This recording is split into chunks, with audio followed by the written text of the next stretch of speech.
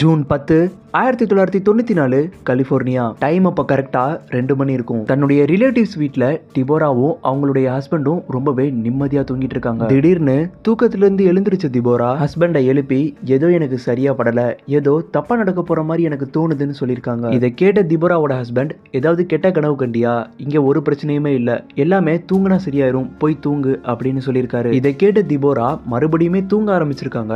ஆனா பல முறை தூங்க ட்ரை பண்ணியுமே தூக்கமே வரல. முன்ன இருந்ததை விட இன்னமுமே ஒரு விதமான பயம் வர ஆரம்பிக்குது. திரும்பியும் எழுந்து ஹஸ்பண்டை எழுப்பி ஏதோ தப்பா நடக்க போற மாதிரி எனக்கு தோணுது, உடனே நம்ம இந்த வீட்டை விட்டு கிளம்பலான்னு சொல்லியிருக்காங்க. வேற வழி இல்லாத டிபோராவோட ஹஸ்பண்ட், சரி நம்ம திங்ஸ் எல்லாத்தையும் பேக் பண்ணு, நம்ம கிளம்பலான்னு சொல்றாரு. ரெண்டு பேருமே தன்னுடைய திங்ஸ் எல்லாத்தையும் பேக் பண்ணி வச்சுட்டு கிளம்புனதுக்கு அப்புறமா ரிலேட்டிவ்ஸ்க்கு தெரியற மாதிரி நாங்க இப்போ ஒரு அர்ஜென்ட் ஒர்க்னால வீட்டுக்கு கிளம்புறோம்னு ஒரு லெட்டர்ல எழுதி வச்சுட்டு தன்னுடைய கார்ல வீட்டுக்கு கிளம்புறாங்க. அடுத்ததா இவங்களுக்கு இப்படி ஒரு விஷயம் நடக்க போகுதுன்னு கனவுல கூட நினைச்சு பார்த்திருக்க மாட்டாங்க.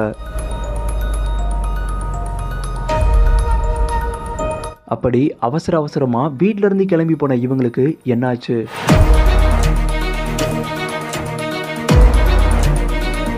போற வழியில இவங்க எதை பார்த்தாங்க? அடுத்ததா இவங்களுக்கு என்ன நடந்துச்சுன்றது தான் இந்த வீடியோல நம்ம பார்க்க போறோம். ஹெட்ஃபோன்ஸை மாட்டிட்டு இந்த வீடியோவை பார்த்தீங்க அப்படின்னா ஒரு நல்ல எக்ஸ்பீரியன்ஸை கொடுக்கும். ஸோ இப்போ வாங்க வீடியோக்குள்ள போலாம்.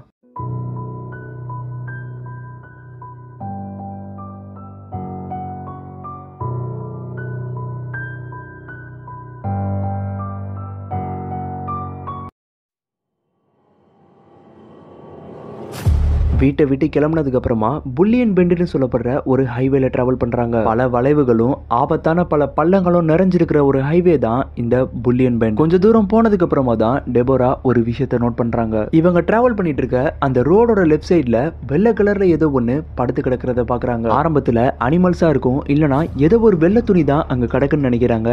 ஆனா கார் முன்னாடி போக போக தான் தெரிய வருது அது ஒரு பொண்ணோட டெட் பாடின்னு.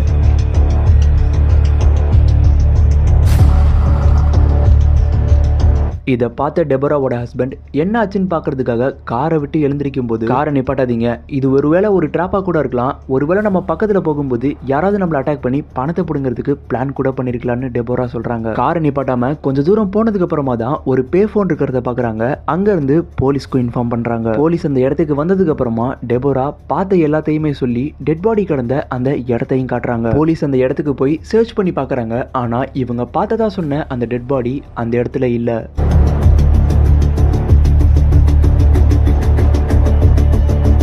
நைட் டைம்ன்றதுனால வேற ஏதோ ஒன்றை பார்த்துட்டு நீங்க டெட் பாடின்னு தப்பா சொல்றீங்க, சேஃபா வீட்டுக்கு போங்கன்னு சொல்லிட்டு போலீஸ் கிளம்பிடுறாங்க. இப்போ இந்த ஸ்பாட்டுக்கு வந்த போலீஸ் டெபோரா எதை பார்த்துருப்பாங்கன்றத பத்தி பேச ஆரம்பிக்கிறாங்க. அப்பதான் இந்த ஸ்டேஷன்லயே இன்னொரு ஆபீசரான ரிச் இவங்க பேசிட்டு இருக்கிறத பார்த்து என்ன நடந்துச்சுன்னு கேட்கிறாரு. இவங்க சொன்னதை கேட்டதுக்கு அப்புறமா தான் இதுக்கு முன்னாடி அந்த புல்லியன் பெண்ட்ல காணாம போன கிறிஸ்டியன் அவங்களுடைய பையனான நிக் இவங்கள பத்தி ஞாபகம் வருது. ஒருவேளை இந்த டெபோரா அந்த கிறிஸ்டியனை கூட பார்த்திருக்கலாமோன்னு யோசிக்க ஆரம்பிக்கிறாரு. அடுத்த நாள் காலையில அந்த இடத்துல ஏதாவது க்ளூ கிடைக்குமான்னு தேட போகும்போது தான் ஒரு சின்ன பையனோட ஷூ கிடைச்சிருக்கு. அந்த ரோட்ல இருந்து கீழே பார்க்கும்போது ஒரு பெரிய பள்ளம் தெரியுது. பக்கத்துல ஏதோ ஒன்னு ரெட் கலர்ல இருக்கிறத பாக்குறாரு. உடனே ரிச் கீழே இறங்கி போய் பார்க்கும்போது தான் தெரியுது அது ஒரு ரெட் கலர் கார்னு.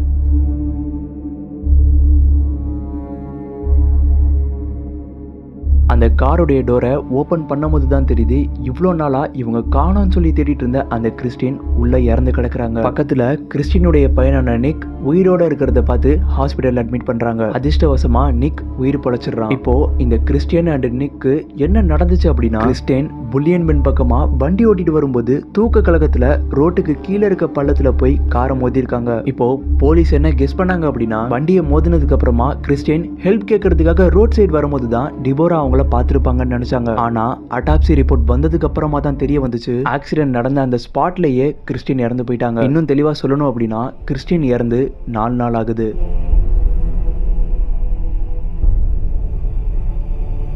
இதுல ஒரு மர்மமான விஷயம் என்னன்னா, ஏன் அன்னைக்கு டெபோராக்கு உடனே வீட்டுக்கு போகணும்னு தோணணும்? இதுக்கு முன்னாடி டெபோராக்கு அப்படி தோணதே இல்லைன்னு சொல்லியிருக்காங்க. அப்படி டெபோரா வந்ததுனால தான் அடுத்த நாள் காலையில நிக்க உயிரோட காப்பாற்ற முடிஞ்சது. ஏன் ஒருவேளை அன்னைக்கு நைட் தன்னுடைய பையனோட உயிரை காப்பாத்துறதுக்காக கிறிஸ்டினோட ஆன்மா உதவி கேட்டு வந்திருக்க கூடாது?